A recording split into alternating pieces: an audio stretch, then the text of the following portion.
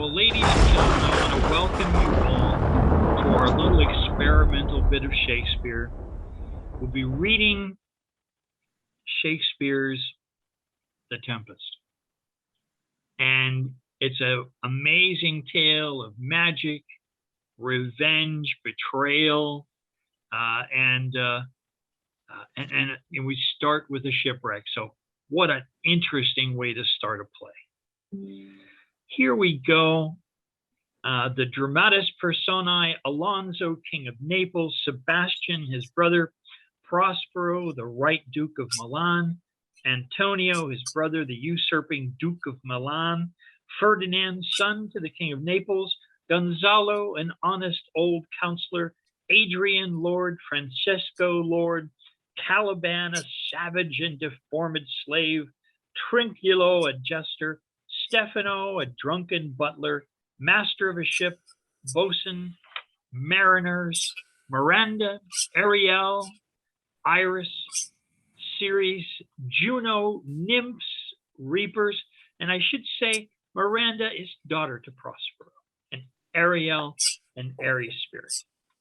Okay, so here we are, Act 1, Scene 1, and we find ourselves on a ship at sea, a tempestuous noise of thunder and lightning heard. Enter a shipmaster and boatswain severally. Boatswain! Here, master, what cheer? Good. Speak to the mariners. Fall to it yearly or we run ourselves aground. Bestir! Bestir! Hey, my hearts! Chilly! Chilly, my heart! Yeah! Yeah! Take in the topsail! Tend to the master's whistle! Blow till thou burst thy wind, if room enough! Enter Alonso, Sebastian, Antonio, Ferdinand, Gozalo, and others. Good boatswain, have care. Where's the master? Play the men. I pray now, keep below. Where is the master, boatswain? Do you not hear him? You mar our labour. Keep your cabins. You do assist the storm. Nay, good. Be patient. When the sea is, hence. What cares these roarers for the name of king? To cabin, silence, trouble us not. Good. Yet remember whom thou hast aboard. None that I more love than myself. You are a counsellor. If you can command these elements to silence and work the peace of the present, we will not hand a rope more. Use your authority. If you cannot, give thanks you have lived so long and make yourself ready in your cabin for the mischance of the hour, if it so hap. Cheerly, good hearts. Out of our way, I say. I have great comfort from this fellow. Methinks he hath no drowning mark upon him. His complexion is perfect gallows. Stand fast, good faith, to his hanging. Make the rope of his destiny our cable. For our doth little advantage. If he be not born to be hanged, our case is miserable. Re-enter the boatswain. Down with the topmast. Yeah, lower, lower. Bring her to try with the main course. A plague upon this howling. They are louder than the weather or our office. Enter Sebastian, Antonio, and Gozalo. Yet again? What do you hear? Shall we give o'er and drown? Have you a mind to sink? Box our throat, you bowling, blasphemous, incharitable dog. Work you then. Hang, hang you, whoreson, insolent noisemaker. We are less afraid to be drowned than thou art. I will warrant him for drowning, though the ship will no stronger than a nutshell and as leaky as an unstanched wench. Lay her a hold, a hold. Set her 2 courses. Off to sea again. Lay her off. Enter mariners west.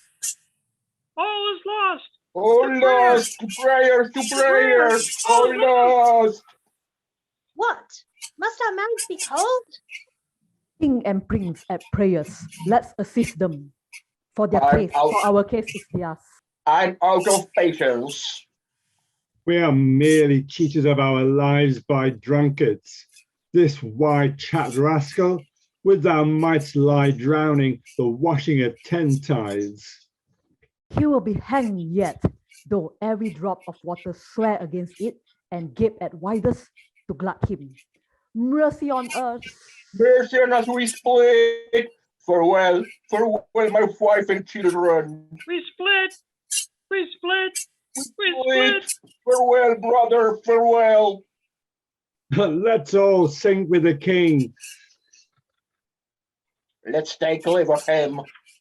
Now would I give 1,000 furlongs of sea for an acre of barren ground, long heath, brown first, anything. The wheels above be done, but I will fain die a dry death. Here we are. Get ready. It's scene 2. The island before the cell of Prospero. Enter Prospero and Miranda. If by your art, my dearest father, you have put the wide waters in this hole, allay them. The sky, it seems, would pour down stinking pitch, but that the sea, mounting to the welkin stick, dashes the fire out. Oh, I have suffered with those that I saw suffer. A brave vessel who had, no doubt, some noble creature in her, dashed it all to pieces. Oh, the cry did knock against my very heart. Poor souls, they perished. Had I been any god of power, I would have sunk the sea within the earth or air. It should the good ship so have swallowed and the floating souls within her. Be collected.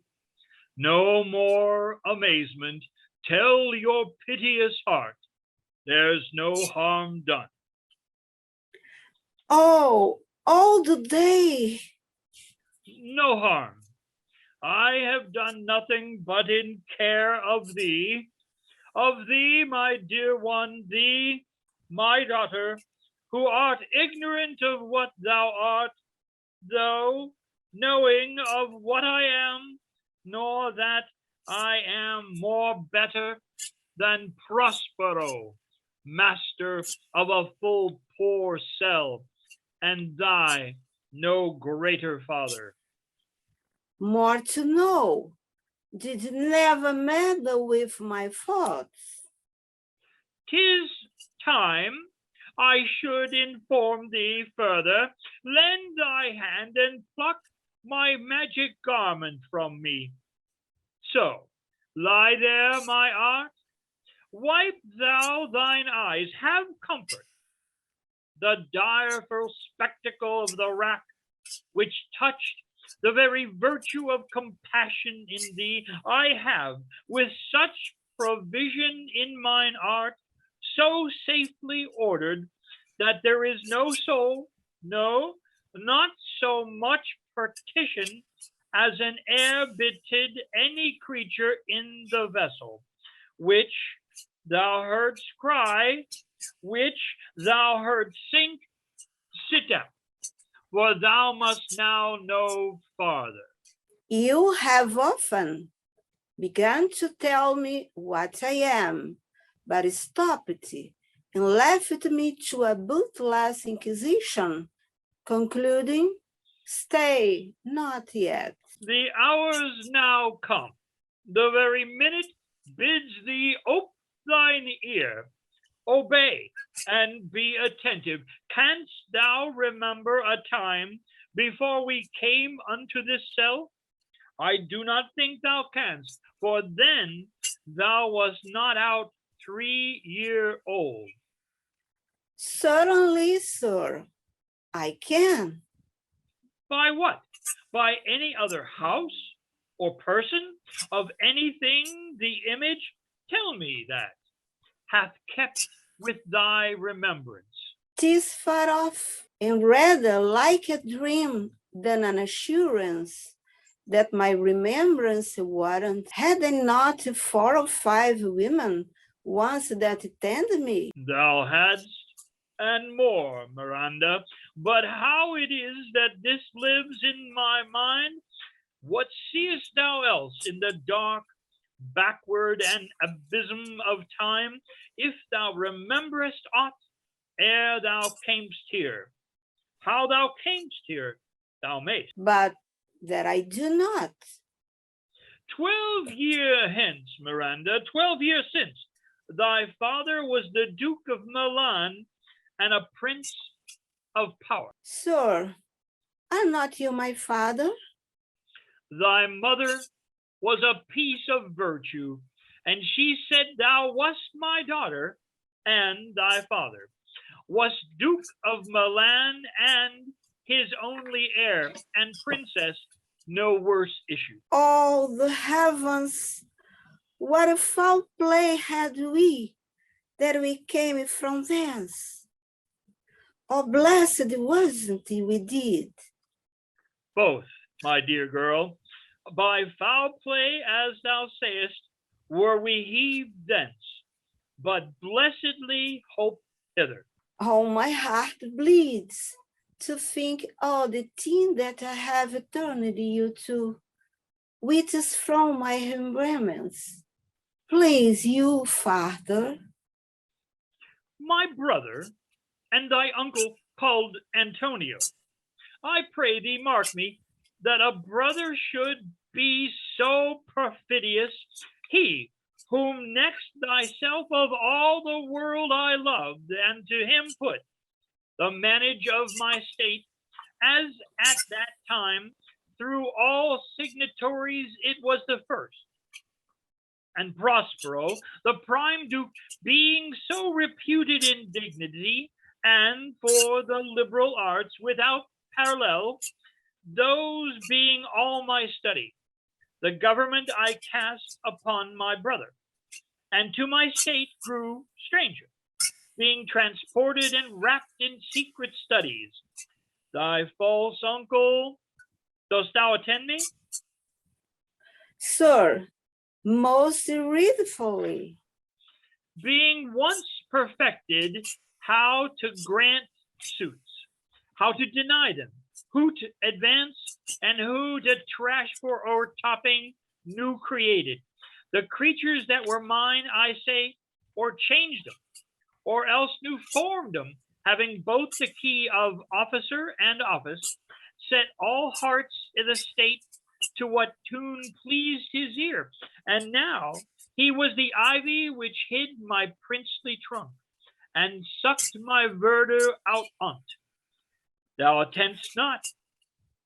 Oh, good sir, I do. I pray thee mark me. I, thus neglecting worldly ends, all dedicated to closeness and the bettering of my mind, which, but by being so retired or prized all popular rate in my false brother, awaked an even nature, and my trust, like a good parent, did beget of him a falsehood in its contrary as great as my trust was, which had indeed no limit. A confidence sans bound, he being thus lorded, not only with what my revenue yielded, but what my power might else exact, like one who, having into truth, by telling of it, makes much a sinner of his memory. To credit his own lie, he did believe he was indeed the Duke, out the substitution, and executing the outward face of royalty with all prerogative. Hence, his ambition growing, dost thou hear? Your tale, sir, would cure deafness. To have no screen between this part he played and him he played it for, he needs will be absolute Milan. Me, poor man, my library was dukedom large enough of temporal royalties. He thinks me now incapable. Confederates, so dry he was for sway with a king of Naples, to give him annual tribute, do him homage, subject his coronet to the crown, and bend the dukedom yet unbowed. Alas, poor Milan, to most ignoble stooping. All the heavens! Mark his condition, and the event, then tell me if this might be a brother. I should sin to think but nobly of my grandmother. Good wombs have borne bad sons. Now, the condition. The king of Naples, being an enemy to me inveterate, hearkens my brother's suit, which he was that he, in lieu of the premises of homage, and I know not how much tribute, should presently extirpate me and mine out of the dukedom and confer fair Milan with all the honors on my brother. Whereon a treacherous army levied one midnight, fated to the purpose, did Antonio open the gates of Milan, and in the dead of darkness, the ministers for the purpose hurried thence, me and thy crying self. Alack, for pity! I not remembering how I cried out them. Will cry it o'er again. It's a hint that rings mine eyes thought. Here a little further, and then I'll bring thee to the present business, which now's upon us, without which this story were most impertinent. Wherefore did they not that hour destroyed us? Well demanded, wench.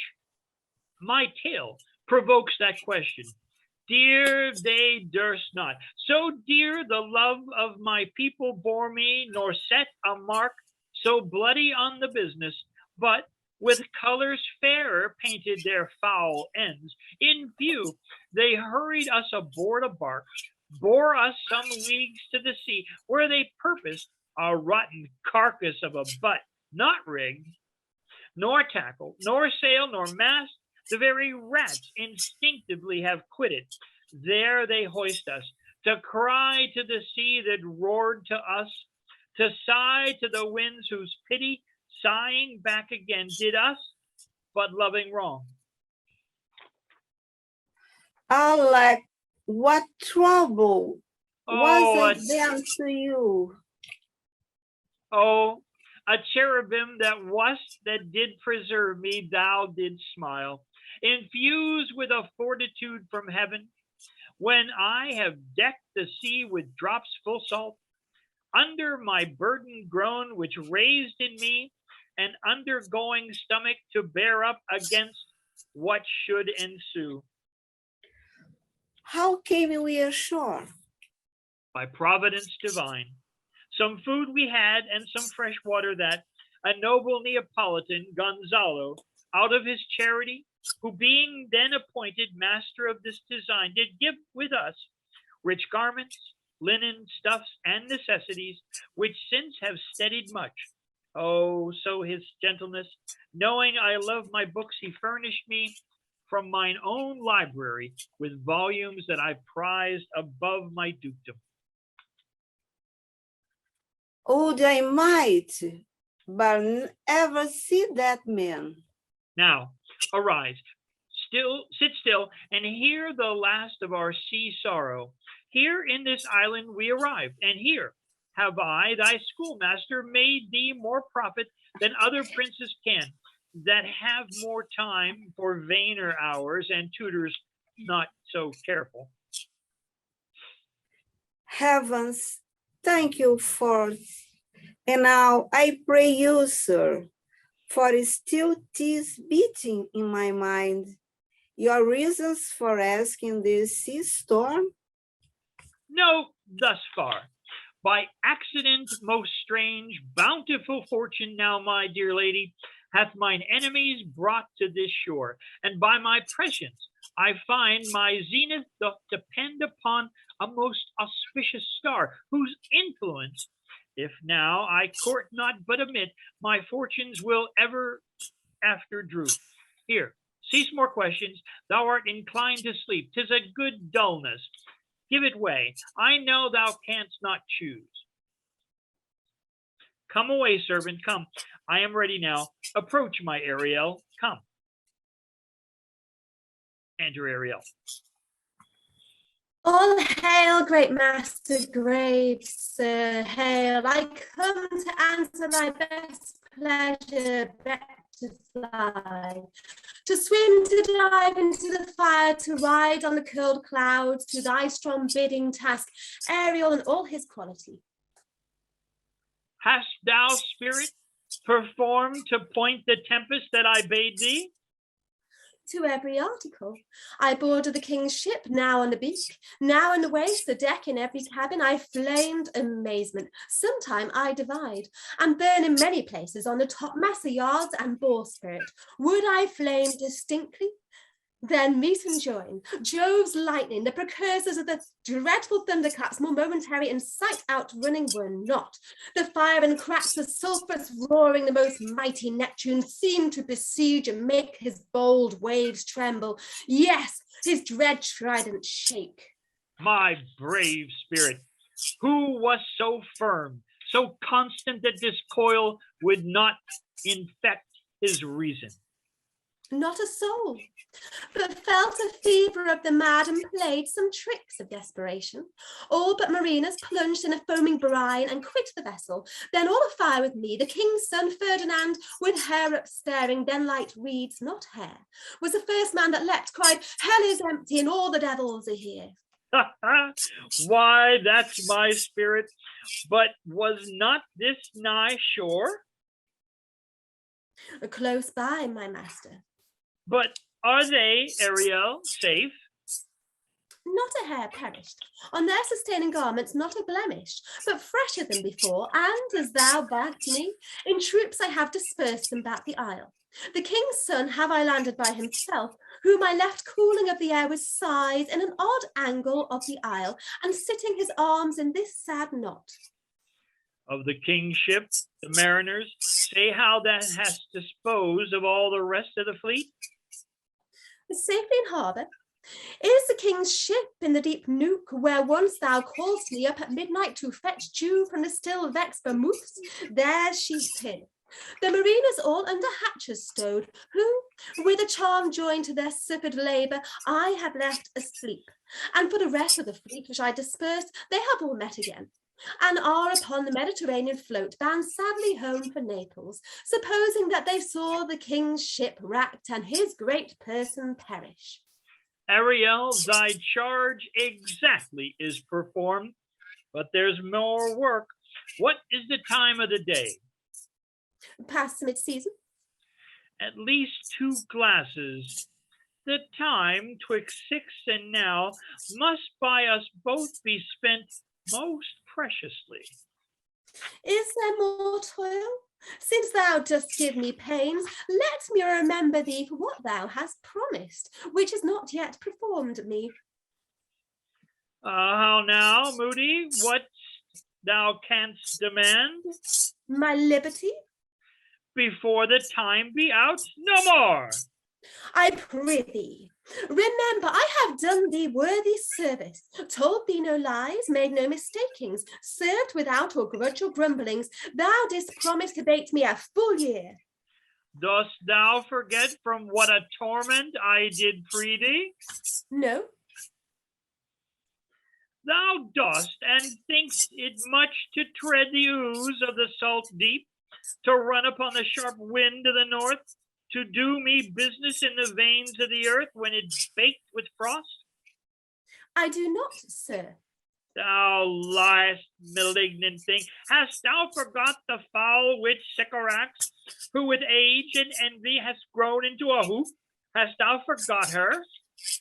No, sir. Thou hast. Where was she born? Speak, tell me. Sir, in Asia. Oh, was she so? I must once in a month recount what thou hast been, which thou forgetst, this damned witch Sycorax, for mischiefs manifold and sorceries terrible, to enter human hearing from our jeer, thou knowest was banished. For one thing she did, they would not take her life. Is not true? Aye, sir. This bluey hag was hither brought with child, and here was left by the soldiers, thou my slave, as thou reportst thyself, wast then her servant. And for thou wast a spirit too delicate to act her earthy and abhorred commands, refusing her grand heist, she did confine thee by help of her more potent ministers, and in her most unmitigable rage, into a cloven pine, within which rift in prison thou didst painfully remain a dozen years, within which space she died, and left thee there, where thou didst vent thy groans as fast as mill wheels strike. Then was this island, save for the son that she did litter here, a feckled whelp, hag-born, not honored with a human shape. Yes, Caliban, her son. Dull thing, I say so. He, that Caliban, whom I keep in service, thou best knowest what torment I did find thee in. Thy groans did make the wolves howl and penetrate the breast of ever angry bears. It was torment to lay upon the damned, which Sycorax could not again undo. It was mine art, when I arrived and heard thee, that made gape the pine and let thee out. I thank thee, master. If thou more murmurest, I would rend an oak and peg thee in his knotty entrails till thou hast howled away. Go make thyself like a nymph of the sea. Be subject to no sight but thine and mine, invisible to every eyeball else. Go, take this shape, and hither come I to't. Go, hence, with diligence. Awake, dear heart, awake. Thou hast slept well. Awake. The strangeness of your story put heaviness in me. Shake it off. Come on. We'll visit Caliban, my slave, who never yields us kind answer. 'Tis a villain, sir. I do not love to look on. But as 'tis, we cannot miss him. He does make our fire, fetch in our wood, and serves in office that provosts us. What ho! Slave, Caliban, thou earth, speak. There's wood enough within. Come forth, I say. There's other business for thee. Come, thou tortoise, when? Fine apparition, my quaint Ariel. Hearken mine ear. My lord, it shall be done. Thou poisonous slave, got by the devil himself upon thy wicked dam, come forth. As wicked do as ere my mother brushed with raven's feather from unwholesome fen, drop on you both, a southwest blow on ye, and blister you all o'er. For this be sure, tonight thou shalt have cramps, side stitches that shall pen thy breath up. Urchins shall forth at vast of night, that they may work all exercise on thee, and thou shalt be pinched as thick as honeycomb, each pinch more stinging than bees that made them. I must eat my dinner. This island's mine by Sycorax my mother, which thou takest from me. When thou camest first, thou strokest me and made much of me, wouldst give me water and berries in, and teach me how to name the bigger light, and how the less that burn by day and night. And then I loved thee, and showed thee all the qualities of the isle, the fresh spring, brine pits, barren place and fertile. Cursed be that I did so. All the charms of Sycorax, toads, beetles, bats, light on you. For I am all subjects that you have, which first was mine own king, and here you stand in this hard rock, whilst you do keep me from the rest of the island. Thou most lying slave, whom stripes may move, not kindness, I have used thee, filth as thou art, with human care, and lodged thee in mine own cell, till thou didst seek to violate the honor of my child. Oh, ho, ho, ho. Would I had been done. Thou didst prevent me. I had peopled else this isle with Calibans. Abhorred slave, which any print of goodness wilt not take, being capable of all ill, I pitied thee, took pains to make thee speak, taught thee each hour one thing or another, when thou didst not, savage, know thine own meaning, but wouldst dabble like a thing most brutish. I endowed thy purpose with words, made them known by thy vile race, though thou didst learn in that which good natures could not abide to be with. Therefore wast thou undeserved confined into this rock, who hadst delivered more than a prison. You taught me language, and my profit on it is I know how to curse. The red plague rid you for learning me your language. Hag seed, hence, fetch us fuel, and be quick, thou best, to answer other business. Shrugs thou malice? If thou neglect'st or dost unwilling what I command, I'll rack thee with old crim, and fill all thy bones with aches, and make thee roar, that beasts shall tremble at thy din. No, pray thee. No, I must obey. His art is of such power. It would control my damned god boss and make a vassal in him. So, slave, hence. Re-enter Ariel, playing and singing, Ferdinand following. Come unto these yellow sands, and then take hands. Curtsied when you have, and kiss the wild waves with. Footed featly here and there, and sweet sprites bear the burden. Hark, hark, burden dispersively. Bow wow, the watchdogs bark. Burden dispersively, bow wow, hark, hark. I hear the strain of strutting chanticleer. Cry cock-a-doodle-doo. Where should this music be, either air or earth? It sounds no more, and war awaits upon some god this island, sitting on a bank, weeping again the king my father whack. The music kept by upon the waters, allying both their fury and their passion, with sweet air.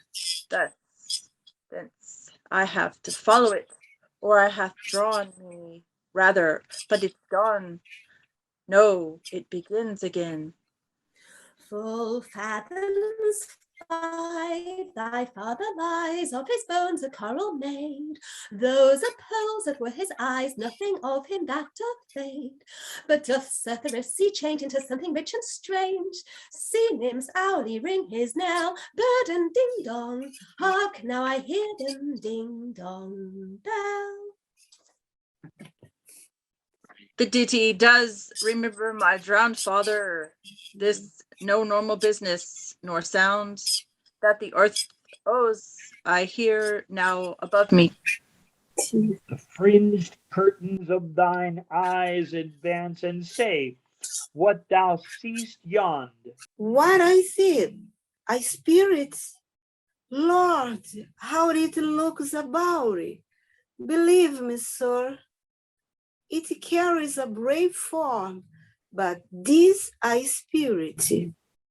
No wench, it eats and sleeps and hath such senses as we have. This gown which thou seest was in the rack, and but he's something stained with grief, that beauty's canker thou mayst call him a goodly person. He has lost his fellows and strays about to find them. I might call him a thing divine, for nothing natural I ever saw so noble. It goes on, I see. As my soul prompts it, spirit, fine spirit, I'll free thee within 2 days for this. Most sure the goddess of whom the heirs attend, vouchsafe the prayer, may known for remain upon this island, and you will come, good insurrection give, how I may bear here my prime request, which I do last pronounce is, oh, you wonder if you be made or no. No wonder, sir, but certainly a maid. My language, heavens, I am the best of them that speak this speech, where but 'tis spoken. How? The best? What wert thou if the King of Naples heard thee? A single thing I am now, and that wonders, to hear the speak of Naples, must hear me, and he must weep myself Naples, who with mine, since ebb held, the king my father whacked. Alack for mercy. Yes, faith in all the lords of Duke of Milan, and his brave son, being twain. The Duke of Milan, and his more braver daughter could control thee now, were fit to't. At the first sight they have changed eyes. Delicate Ariel, I'll set thee free for this. A word, good sir. I fear you have done yourself some wrong. A word. Why speaks my father so ungently? This is the third man that I saw, the first that I signed for. Pity move my father to be inclined my way. Oh, a virgin, and your affection not gone forth, I make you the Queen of Naples. Sir, one word more. They are both in either's powers, but this swift business I must uneasy make, lest too light winning make the prize light. One word more. I charge thee that thou attend me. Thou dost here usurp the name thou owest not. Hast put thyself upon this island as a spy to win it from me, the Lord Unt? No, I am a man.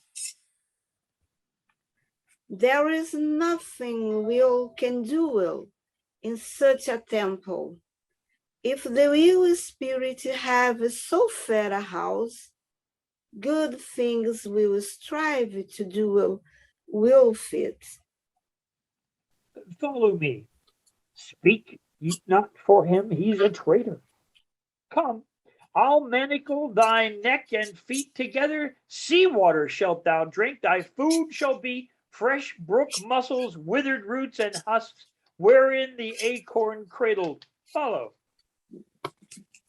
No, I will resist this entertainment till mine enemy is more power. He draws. Oh, sorry, that's from the movie. Oh, dear father, make not too rash a trial of him, for he is gentle and not fearful. What? I say, my foot, my tutor? Put thy sword up, traitor. Who makes the show but darest not strike? Thy conscience is so possessed with guilt.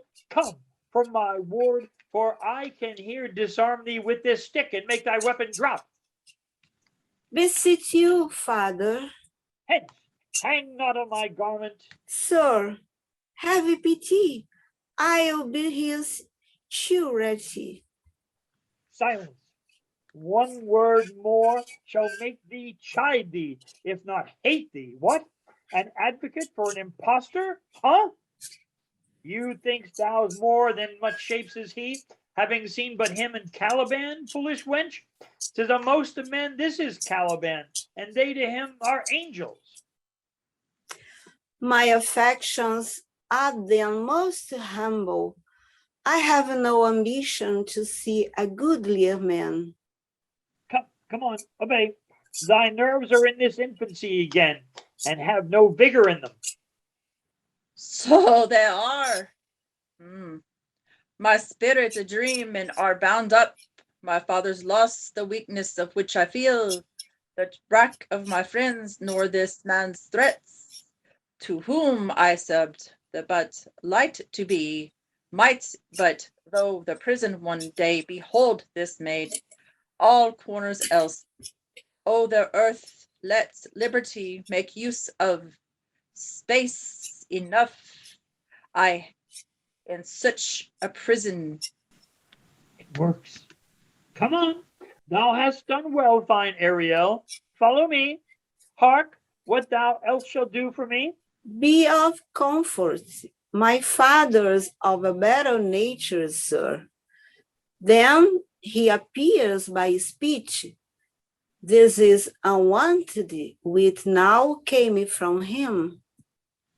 Thou shalt be as free as mountain winds, but then exactly do all points of my command. To the syllable. Come, follow, speak not for him. And thus we complete Act One. Very good. Wow. Bravo, bravo, bravo. Congratulations, dear. That was so much fun. It was amazing. Bravo, bravo. Now, I'm going to be publishing the next roster in about 2 weeks. It'll sit for a couple days so that you have a chance to look and choose. We pick all new parts. So the next act, Act Two, it'll be all different parts. You have a chance to choose all over again. And you who've joined me for this first one, you get the first pick. Okay?